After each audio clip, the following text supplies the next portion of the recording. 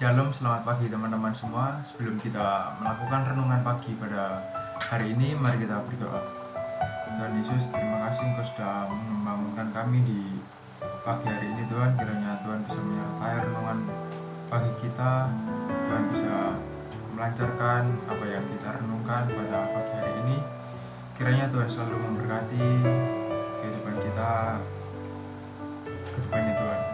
Dan terima kasih atas penyertaan-Mu di istirahat kita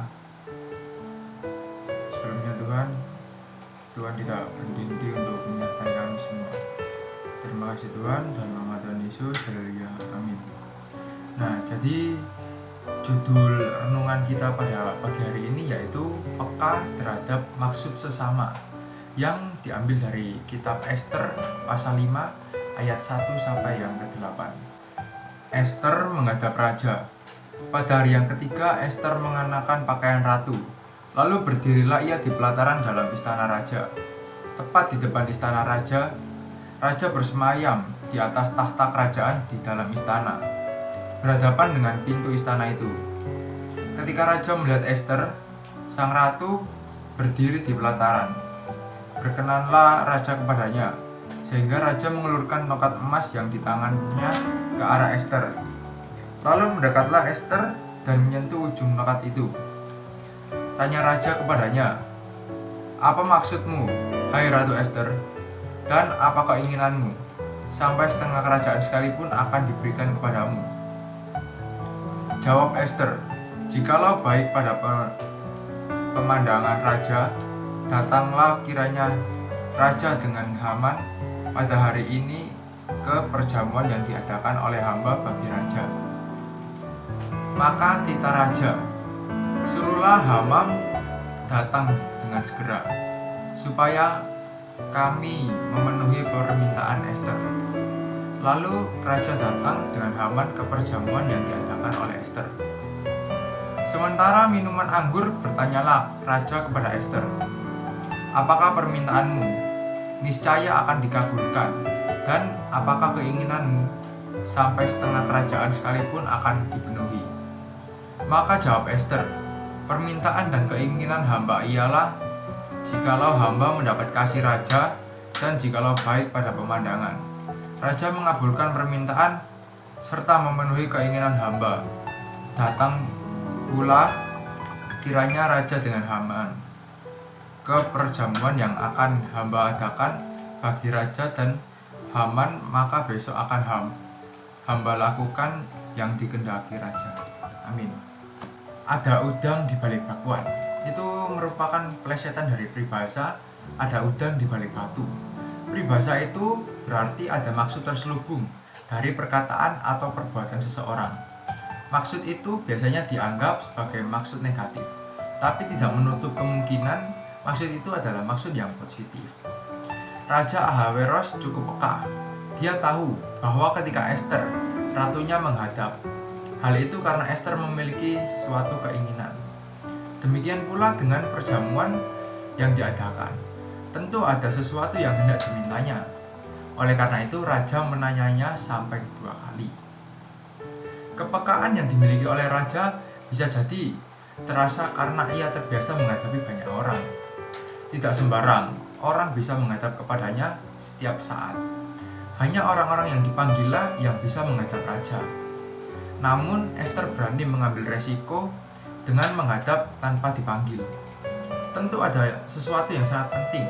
Kepekaan raja dalam membaca situasi ini nantinya menyelamatkan suatu bangsa yang besar. Kita perlu mengasah kepekaan seperti Raja Ahasveros, bukan untuk menjadi selalu curiga bahwa orang lain akan memiliki niat terselubung, tapi untuk menjadi pandai dalam melihat hal-hal yang tidak langsung terungkap secara lisan. Tak jarang orang merasa takut atau sungkan untuk mengungkapkan maksud hatinya secara gamblang. Tidak mustahil seseorang tak mampu menyampaikan sesuatu yang penting, lalu berubah menjadi pendiam atau pembangkang. Misalnya, ada teman saya dan kita ini sudah lama tidak nongkrong ya, sekitar 5 bulanan. Karena teman saya ini dia sudah lulus dan sekarang mendapatkan pekerjaan, dan dia masuknya itu sampai Sabtu.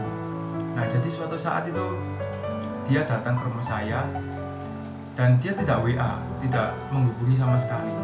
Tiba-tiba kan waktu saya di depan itu, terus saya kaget kan, buat datang dengan ini tumben. Terus dia naruh motor, terus duduk.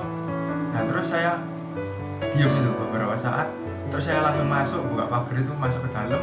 Lalu saya masuk ke dalam dan bikin kopi.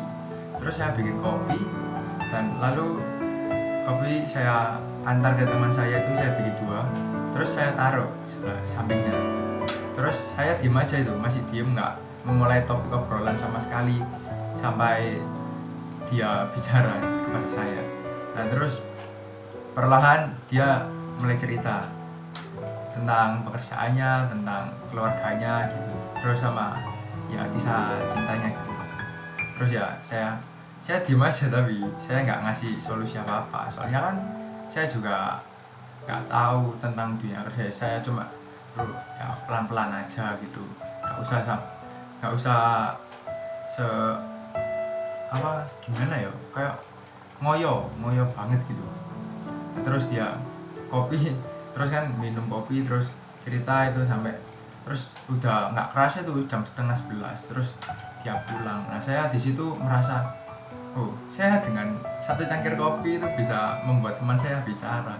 Terus jadi ya saya bersyukur aja bisa dengerin apa yang dia keluhkan, bisa jadi pendengar yang baik buat teman saya.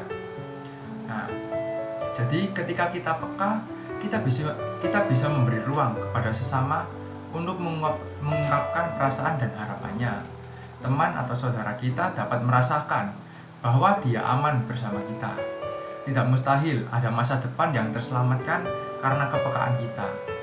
Melalui kepekaan kita, maksud yang baik dapat tersampaikan dan Tuhan berkarya memulihkan keadaan sesama kita. Nah, jadi itu renungan pagi kita pada hari ini. Mari kita berdoa. Tuhan Yesus, Allah Bapa yang baik, terima kasih Tuhan, Engkau sudah menyertai kami di pagi hari ini Tuhan.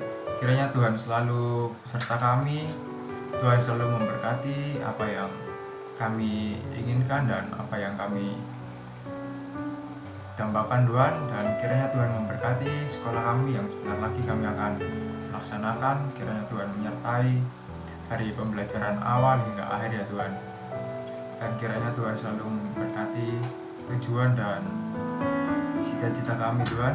Dan berkati juga orang tua kami yang akan bekerja juga, atau yang di rumah Tuhan. Berikan penyertaan kepada keluarga kami Tuhan. Dalam nama Tuhan Yesus.